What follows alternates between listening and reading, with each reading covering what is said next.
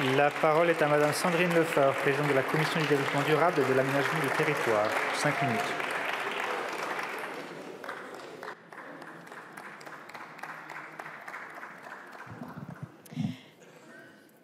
Monsieur le Président, Mesdames les ministres, mes chers collègues, le travail d'agriculteur, je le connais. C'est un travail de patience, de respect et de soin.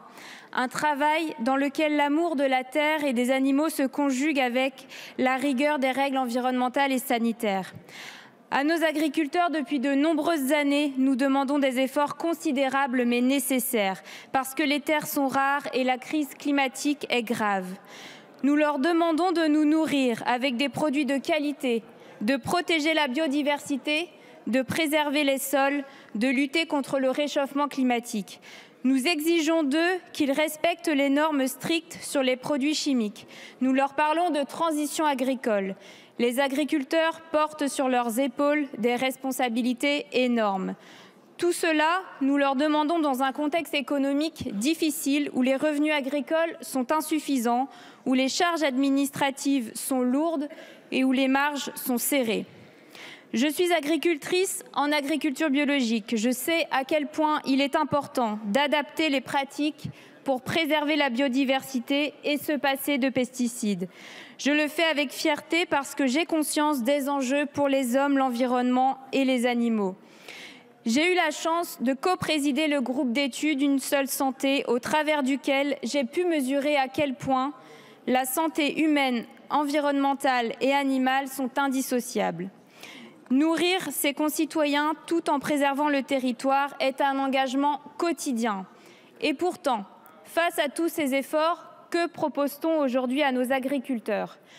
De laisser entrer sur nos marchés des produits qui ne respectent aucune de ces exigences. L'accord du Mercosur ouvre la voie à des importations de produits agricoles souvent produits dans des conditions déplorables, que ce soit pour l'environnement, les conditions sociales des travailleurs ou le bien-être animal. Ces produits ne respectent ni nos normes de sécurité alimentaire, ni nos standards écologiques. Le modèle agricole du Mercosur, avec sa déforestation massive et ses pratiques d'élevage intensif, va à l'encontre des principes mêmes de la transition agricole. Comment peut-on envisager d'ouvrir nos marchés à ces importations? Comment accepter que les agriculteurs français qui mettent tout en œuvre pour limiter leur empreinte écologique, qui s'engagent dans les démarches de certification environnementale, qui respectent un cadre normatif strict pour garantir la sécurité alimentaire des Européens, qui font face à une pression économique immense, devraient en plus subir la concurrence déloyale de produits issus de modèles de production préjudiciables envers la planète?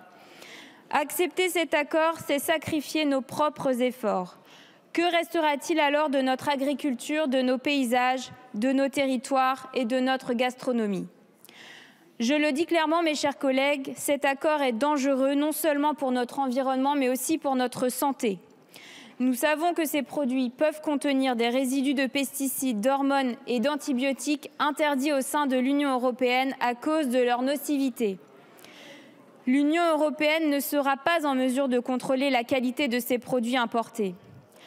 L'alimentation n'est pas un bien comme un autre. Nous ne pouvons pas traiter la nourriture de la même façon que les industries automobiles ou minières dans le cadre du libre-échange. L'alimentation est un bien fondamental qui mérite une protection supérieure. La France, mes chers collègues, ne peut pas se permettre d'être complice d'un tel accord. Ce que nous défendons est un choix de société. Et pour que la France ne soit pas complice, je veux être absolument claire. Si l'Union européenne avance vers la signature de cet accord dans les semaines à venir, alors nous devons exiger qu'il ne soit pas scindé en deux, mais bien présenté dans sa version intégrale, commerciale et d'association, sans compromis, sans découpage. C'est le seul moyen de garantir que ce texte puisse être soumis au débat dans les parlements nationaux devant les représentants des peuples. Et à ce moment-là, nous serons prêts à voter pour nous opposer avec force et détermination à un accord qui piétine nos valeurs et renie nos engagements. Pour finir, j'aimerais souligner l'importance de la solidarité nationale et de l'engagement politique. Il est temps que la France fasse preuve de courage, d'autorité et de force de conviction pour défendre son modèle agricole et ses valeurs. Nous ne devons pas sacrifier notre agriculture au nom du libre-échange. Mes chers collègues, il est temps d'agir. La France doit imposer sa vision et refuser catégoriquement cet accord. Je serai vigilante en tant que députée, en tant qu'agricultrice et en tant que présidente de la Commission du développement durable et de l'aménagement du territoire pour que ces paroles soient suivies des faits. Les agriculteurs pourront compter sur l'engagement de chaque membre de ma commission pour faire avancer ce débat au-delà des clivages partisans. Je vous remercie.